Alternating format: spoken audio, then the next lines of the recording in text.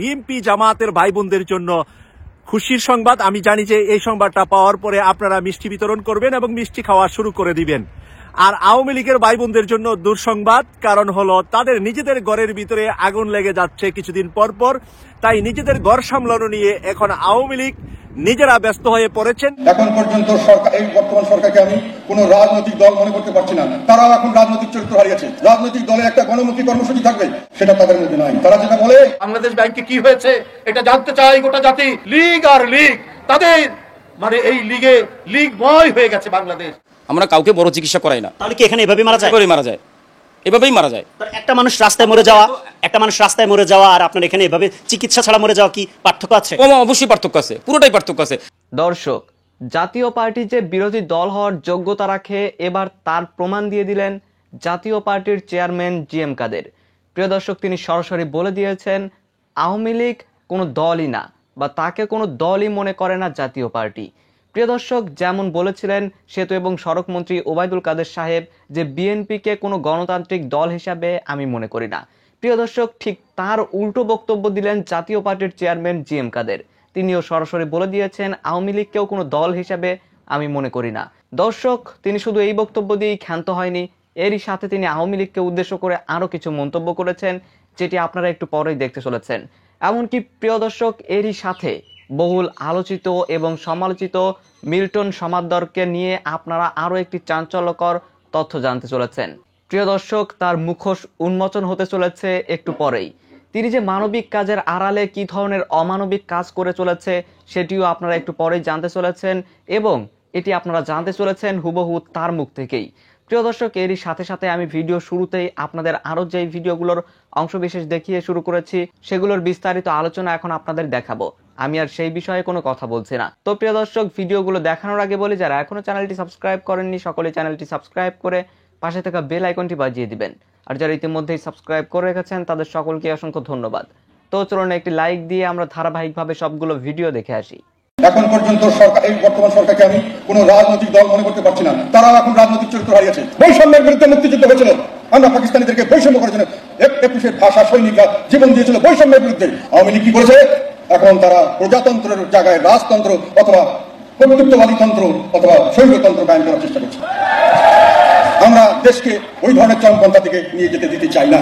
এখন আমরা মনে করি এটা থেকে উদ্ধার অসম্ভব যদি সরকারের মধ্যে এতটুকু শুভবুদ্ধির উদয় হয়। কিন্তু আমরা এখন পর্যন্ত তার কোনো ভরসা দিচ্ছি না। এখন পর্যন্ত সরকার, এই বর্তমান সরকারকে আমি কোনো রাজনৈতিক দল মনে করতে পারছি না। তারাও এখন রাজনৈতিক চরিত্র হারিয়েছে। রাজনৈতিক দলের একটা গণমুখী কর্মসূচি থাকবে, একটা গণমুখী তাদের আদর্শ নীতি থাকবে, সেটা তাদের মধ্যে নাই। তারা যেটা বলে স্বাধীনতার পক্ষে, স্বাধীনতার কি বলে চেতনার পক্ষে আর মুক্তিযুদ্ধের পক্ষে। মুক্তিযুদ্ধ হয়েছিল বৈষম্যের বিরুদ্ধে, বৈষম্যের বিরুদ্ধে মুক্তিযুদ্ধ হয়েছিল। আমরা পাকিস্তানিদেরকে বৈষম্য করেছিলাম। 21-এর ভাষা সৈনিকরা জীবন দিয়েছিল বৈষম্যের বিরুদ্ধে, যে রাষ্ট্রভাষা বাংলা না হলে চাকরি বাকরি পাবো না, আমাদেরকে নিচের দিকে ফেলে দেওয়া হবে, আমাদেরকে second class third class citizen করা হবে। তার জন্য মানুষ জীবন দিয়েছে। ভাষার ভালোবাসার জন্য তো দিবেই। ভাষার ভালোবাসার জন্য একজন যে কোনো মানুষ তার সাঁওতালরা তাদের ভাষা পছন্দ করবে, মাতৃভাষাকে সবাই পছন্দ করবে, আমরা পছন্দ করি। সেই জন্য মানুষ জীবন দেয় নাই, বৈষম্যের বিরুদ্ধে যুদ্ধের জন্য দিয়েছে। আর যেটা হয়েছে, আমাদের স্বাধীনতা সংগ্রামটা কিভাবে আসবে? যখন বৈষম্যের বিরুদ্ধে আমরা 6 দফা আন্দোলনের জন্য দেওয়া হলো, আমাদের জাতির পিতা বঙ্গবন্ধু শেখ মুজিবুর রহমান সাহেব যেটা দিয়েছিলেন 6 দফা আন্দোলন, সেটা যখন জনসমর্থন পাওয়া শুরু করলো, তার প্রেক্ষিতে উনি ঘুরে জিতে গেলেন এবং 6 দফা বাস্তবায়ন করতে পারেন এই ভয়ে যখন তাকে ক্ষমতা দেওয়া হলো না, এবং পরবর্তীকালে আমাদের উপর ছাপিয়ে পড়া হলো, তখন মানুষ বললো বৈষম্য দূর করতে হলে প্রজাতন্ত্র, যেটা আমরা শাসন করবো, আমরা বানাবো শাসক, আমরা তাকে জবাবদিহি করবো, আমরা তাকে পরিবর্তন করবো, তাহলে শুধু বৈষম্য মুক্ত সমাজ দরকার, ও হবে সম্ভব। আওয়ামী লীগ কি করেছে? এখন তারা প্রজাতন্ত্রের জায়গায় রাজতন্ত্র অথবা কর্তৃত্ববাদী তন্ত্র অথবা স্বৈরতন্ত্র কায়েম করার চেষ্টা করছে। জনগণের ভোটের কোনো অধিকার নাই। ভোট দিয়ে তারা জনগণের, তার ফলে জনগণ কোন রাজনৈতিক কর্মকাণ্ডে মানে যেটা রাজারাজি কাজ করে, মানে দেশ পরিচালনার মধ্যে জনগণের কোনো ভূমিকা নাই। তাহলে এটা যে প্রজাতন্ত্রে রাজারা রাজ্য চালানোর জন্য প্রজাদের কোনো ভূমিকা থাকে না, সেটাকে কখনোই প্রজাতন্ত্র বলা যায় না।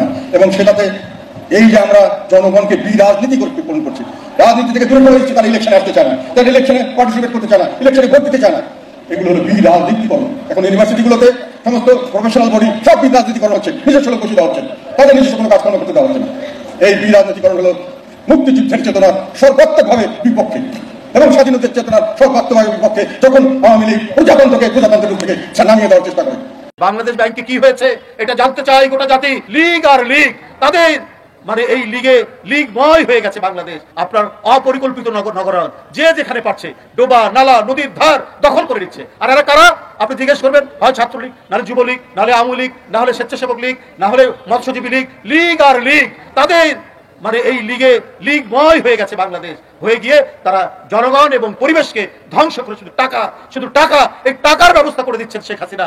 আর এই টাকা তারা দেশেও রাখছে না, তারা নিয়ে যাচ্ছে অস্ট্রেলিয়া, কানাডা, আমেরিকা, দুবাই, প্রত্যেকটি জায়গায়। আপনি দেখবেন কেউ সেকেন্ড হোম বানাচ্ছেন, কেউ থার্ড হোম বানাচ্ছেন, কেউ স্ত্রীর নামে, কেউ সন্তানের নামে, কেউ শ্বশুরের নামে, কেউ মায়ের নামে। এইসব জায়গায় তারা বাড়ি বানাচ্ছে। আজকে আপনি বিদেশ থেকে যন্ত্রপাতি কিনবেন, সেই ডলার নাই। আপনি পেঁয়াজ আনবেন বিদেশ থেকে, সেখানে পেঁয়াজ আদা এটা আমদানি করতে হয়, দুটো ডলার লাগে, সেই ডলার এখন নেই।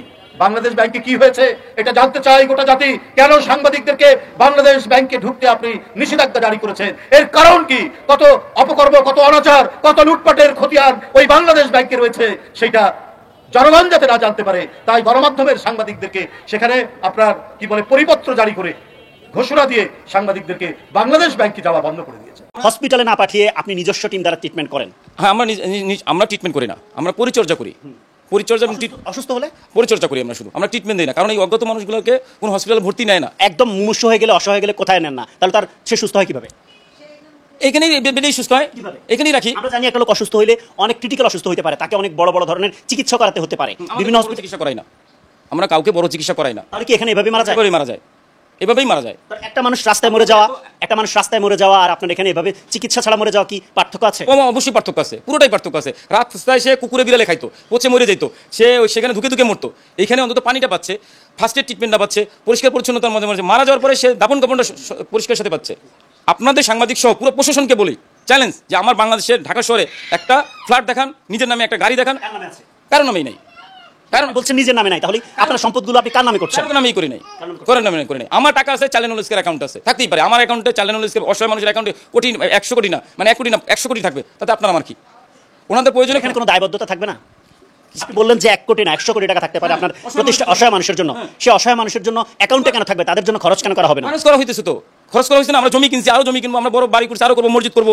যে আপনার বিরুদ্ধে যতগুলো অভিযোগ সবগুলো ভিত্তিহীন, সবগুলো মিথ্যা ভিত্তিহীন। এবং সকলকে অনুরোধ করবো, চ্যালেঞ্জ করে বলতেছি, পারলে প্রমাণ করে দেখান। আপনার মাধ্যমে এটি নিউজ সহ পুরো বাংলাদেশ সাংবাদিকদের মাধ্যমে অনুরোধ করতে চাই এবং প্রশাসনকে অনুরোধ করতে চাই, পারলে আমার নামে যে কটা এলিগেশন আনছেন, অর্থনৈতিক, অঙ্গ ট্রান্সফার, এগুলো তো বেশি, এগুলি প্রমাণ করে দেখান। শুধু আপনারা যেটা করতে পারবেন সেটা হলো যে আমার কাছে মৃত্যুর যে কোথায় কোথায় কবর দিচ্ছে ওইটার একটা পাবেন, কিন্তু ওইটা সত্যিকার অর্থে আমরা স্থাপন কবর দিচ্ছি।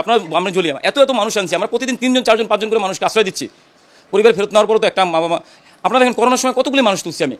আপনারা শুধু আমার আজকে ধরে ফেলছেন, এত কিছু বলছেন, কিন্তু আমি যে দীর্ঘ 10টা বছর ধরে কত মানুষকে আশ্রয় দিচ্ছি, সেই সিম্পেথিটা আমি পেতে পারি। বিএনপি জামাতের ভাই বোনদের জন্য খুশির সংবাদ। আমি জানি যে এই সংবাদটা পাওয়ার পরে আপনারা মিষ্টি বিতরণ করবেন এবং মিষ্টি খাওয়া শুরু করে দিবেন। আর আওয়ামী লীগের ভাই বোনদের জন্য দুঃসংবাদ, কারণ হলো তাদের নিজেদের ঘরের ভিতরে আগুন লেগে যাচ্ছে কিছুদিন পর। তাই নিজেদের ঘর সামলানো নিয়ে এখন আওয়ামী লীগ নিজেরা ব্যস্ত হয়ে পড়েছেন কিভাবে কি করে বিরোধী দলের মুখোমুখি হবেন।